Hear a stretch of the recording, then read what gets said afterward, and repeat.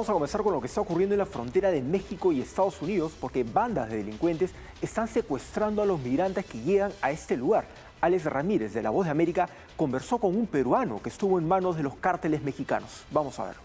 Cuando tú sales te ponen un sello. Este hombre teme por su vida, es de origen peruano y fue secuestrado junto con su familia. Ahora siente haber salido del mismísimo infierno. Había gente que tenía 5 días, niños, criaturas. Y ahí después, hablando, me hicieron limpiar la finca con mi hijo. Prefiere no mostrar su rostro, aunque un sello en su brazo revela que fue plagiado. Y golpes, te violan, hay mujeres que para que salgas se acuestan con ellos. Se ve tanto. ¿Es difícil México? Es difícil, malo. Esos carteles son muy malos. Las marcas que estampan en la piel les permite identificar a los migrantes que ya pagaron un rescate, dice este analista. Esos son como sus códigos para que no vuelva alguien más del grupo a sustraerlo, ¿no? Siento que el propósito sí es totalmente monetario.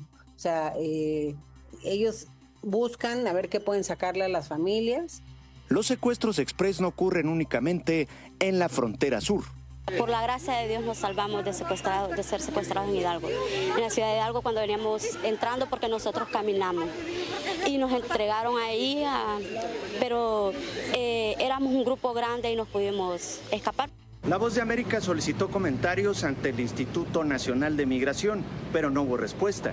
Tampoco hay cifras oficiales del número de migrantes secuestrados en México. Durante el año pasado transitaron en este país 2.5 millones de personas. Alex Ramírez, La Voz de América, Ciudad de México. Una situación terrible. Nosotros conversamos con nuestros aliados de La Voz de América. Nos dijeron que lógicamente nuestro compatriota no quiso brindar su nombre, tampoco un número de contacto, lógicamente por el temor que siente al estar todavía en territorio mexicano. Este tipo de realidad de los migrantes secuestrados por los cárteles se da con mayor intensidad en algunas zonas. Tamaulipas es una de las zonas con mayor índice de secuestro donde operan varios cárteles. O sea, no es solamente uno solo, son varios que están en esa zona y secuestran a los migrantes. Hemos visto muchas veces que forman tiendas de campañas cerca a los pasos fronterizos, donde está el famoso muro que divide la frontera de México y Estados Unidos, y cuentan que de ahí los secuestran. Los sacan a la fuerza de esas tiendas de campaña a hombres, mujeres, niños. Lógicamente, en el caso de las mujeres, muchas son obligadas a prostituirse, les quitan a sus hijas también para obligarlas de esa manera, y el abuso sexual no se olvidan los hombres ni los niños varones. Es una situación terrible y las cifras incluso han llegado a triplicarse respecto al año pasado, dependiendo de las zonas donde se registran. De hecho, hay muchas denuncias que señalan que los mismos policías los entregan o prácticamente los venden a esos cárteles.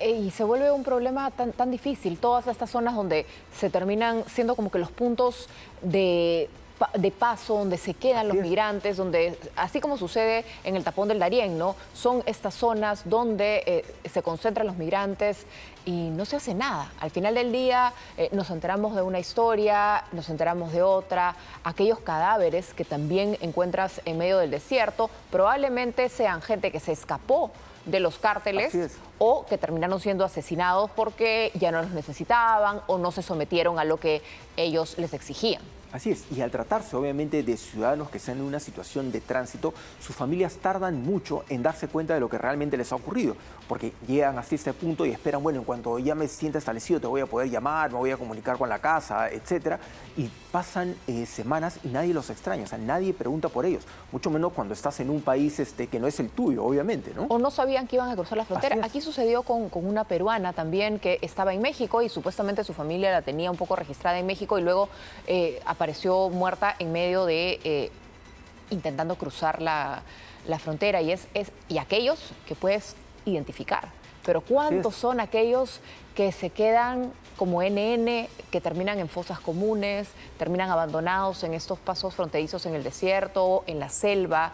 Es sumamente duro porque aquellos que están en esa situación caminando días y meses son aquellos que realmente sienten que en su país no tienen nada, que mejor es arriesgarse en esa ruta que quedarse donde están. Así es. De hecho, información que nos brindaba Alex Ramírez, que preparó este informe, que ha conversado con los activistas en esta zona, nos decían que muchas mujeres, antes de llegar a este punto, empiezan a tomar pastillas anticonceptivas por advertencia de las otras migrantes, que les dicen que inevitablemente las van a violar y que de esa manera pueden prevenir incluso salir embarazadas.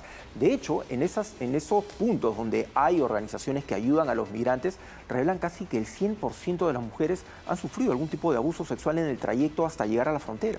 Es que es dolorosísimo, es peligrosísimo, se ve, lo reportan todos aquellos que se encargan en la medida de lo posible de asistir a estas personas, pero también las cifras crecen y superan cualquier tipo de ayuda posible. Así es, lógicamente estamos hablando de las cifras de las que se tiene registro, o sea, de las personas que llegan y de alguna manera son registradas en albergues o cuando llegan al paso fronterizo y se tiene información de ellas. Pero hay muchas personas que se quedan en el trayecto, personas que mueren en el tapón de Darién o que se quedan atrapadas en algún punto de Centroamérica y no se vuelve a saber de ellos. Los que tienen un poco de suerte, si es que se puede llamar, llegan a México, donde muchas veces los están esperando ya en la frontera con Guatemala y ahí comienza la extorsión, o sea, tienen que pagar cupos a estas bandas de delincuentes, que incluso les brindan seguridad a través de estos sellos. Le ponen estas marcas para que otros cárteles no se metan con ellos y sepan que de alguna manera están marcados por determinada organización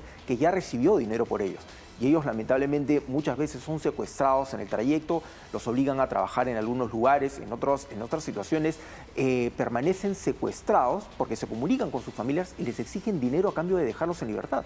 La verdad que es dolorosísimo y todas estas organizaciones criminales que hace muchos años tenían como principal negocio la droga, hoy lamentablemente, o todavía peor, han encontrado en la trata de personas, en el tráfico de personas, en el tráfico de niños, un negocio todavía más rentable, más eficiente para ellos, con menos controles, porque la droga sí, se busca para poder pasarla, cada vez hay más controles, se busca, se persigue, pero en el caso de estas personas que muchas veces nadie busca, nadie sabe dónde están, acaba siendo muy fácil hacer este tráfico, llevarlas a tal país, a tal otro, a estos niños, si es para que los adopten o para que trabajen en estas fábricas clandestinas. Así es, incluso las personas que han sobrevivido a este tipo de situación cuentan que hay una tarifa en la frontera, o sea, pasando de Guatemala hacia México, que les cobran una tarifa por ayudarlos a cruzar todo el país y dejarlos en la frontera. Hay otra tarifa para incluso llevarte hasta Estados Unidos, y hay otra tarifa para que tú llegues y permanezcas ahí en el paso de la frontera y te cuiden mientras estás ahí esperando. Es una situación terrible porque han establecido estos montos y las personas que llegan ahí se ven obligados a pagar o pueden terminar en manos de estos cárteles.